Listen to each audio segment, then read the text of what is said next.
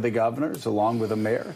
You have Republican House members in the same position, and yet they're not speaking out. They're not even quietly going to the White House, telling the president enough is enough. Don't tweet about Brian Stelter on a weekend. Come on, man. That we crossed the 80,000 threshold. That's like FDR in World War II or after Pearl Harbor. Is he going to tweet about a media critic at the Cleveland Plain Dealer? Like, are you kidding me? Last week he attacked me. Like, and I mean, my God, you've got to be in sad shape if you're focused on me in the middle of the pandemic. Over 100 tweets. And look at this. And here he's attacking Sleepy Eyes Chuck Todd. Oh, my And then, wow, it's like conspiracy theories. He just blurts out Obamagate. What is that? Yeah. The biggest political crime in America. Again, freaking nut. Over how many was it? How many did he tweet out yesterday? It was like just some insane number. And Reverend Al, we are literally in the worst crisis since World War II. And again, I don't look at Donald Trump and say, why can't he help himself? Why can't he fix himself? Why can't he be at least competent? Because he has proven time and time again he just can't do it, even though at the beginning we were begging him and pleading with him to do that. You've got to look at his enablers in the United States Senate. 80,000 people dead. They're doing nothing. And if they don't give a damn about Americans' lives, they should look at the polls, because Donald Trump is destroying their careers, destroying the Republican Senate majority, and I say destroying the Republicans' chances to win elections for a generation to come. And they should lose the elections for a generation to come if they do not have the moral backbone to stand up to this president who is clearly not well. To spend this weekend, to spend the last few days with 80,000 Americans dead. I mean, stop and think about that a minute. 80,000.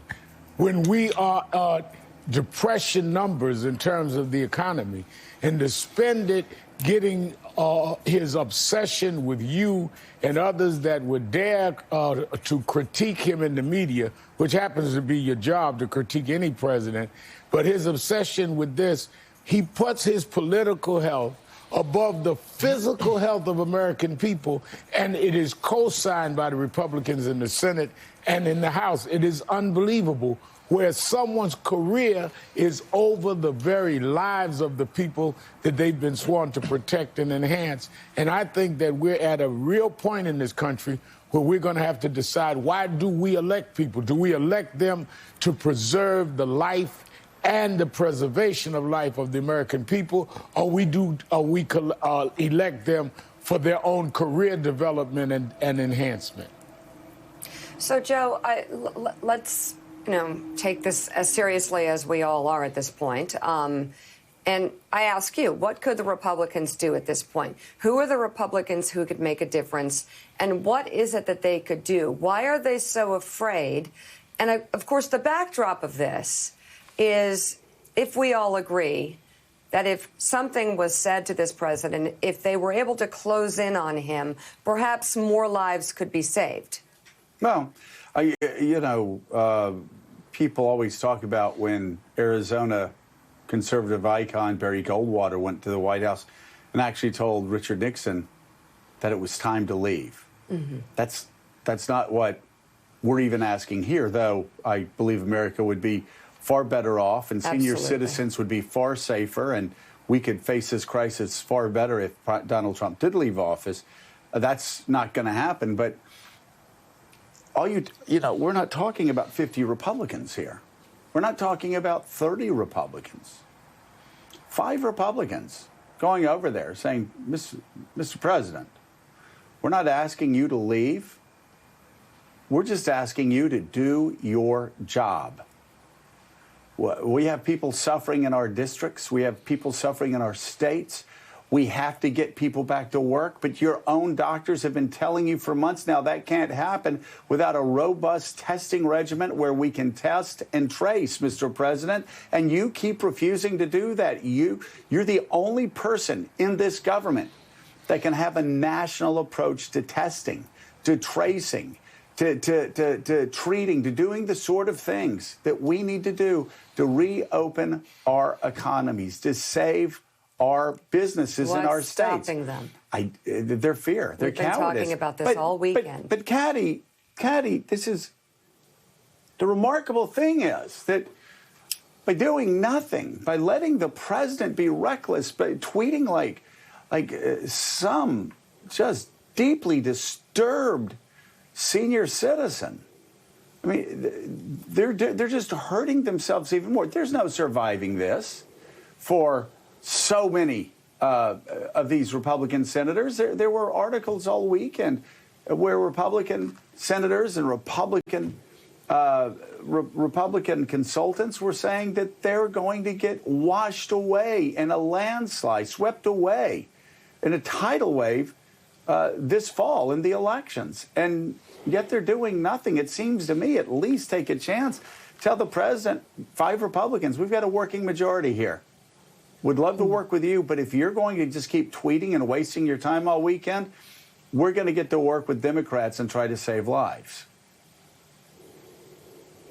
Yeah, I mean, you'd think there was an opportunity here for a group of Republicans from the states that are vulnerable, from Arizona, to go to President Trump and say, this is what it will mean for you if we lose in our states. If we lose the Senate majority, this is what it means in terms of your agenda going into a second term.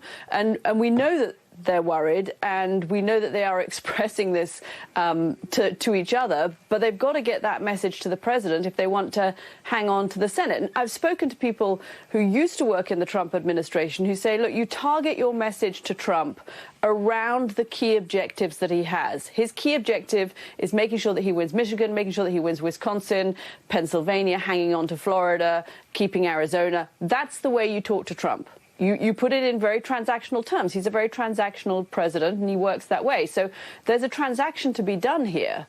We need to keep these Senate seats. You need to do this or not do this, not send out so many tweets in order that we do that, and start with less ambivalence on testing. And there's a window there. I don't know why they're not doing it, because otherwise, like you say, Joe, the Senate looks like it's going to go.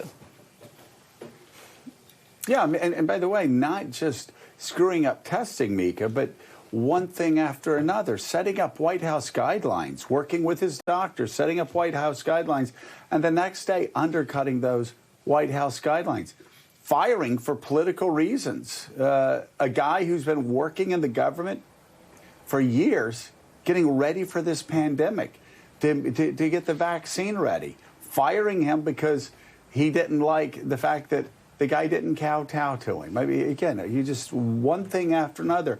Every day, it's the president acting more and more reckless.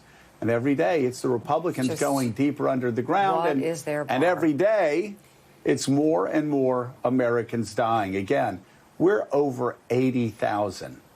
Over 80,000 dead. And it's not slowing down. Still ahead on Morning Joe, the Republican governor of Ohio, Mike DeWine, is our guest. Plus, Richard Haas's brief introduction to the world. His new book is finally here, and talk about timing. We'll take a deep dive on the global challenges increasingly playing out here at home. Also, as a top strategist to Mayor Pete, Liz Smith spent months trying to beat Joe Biden.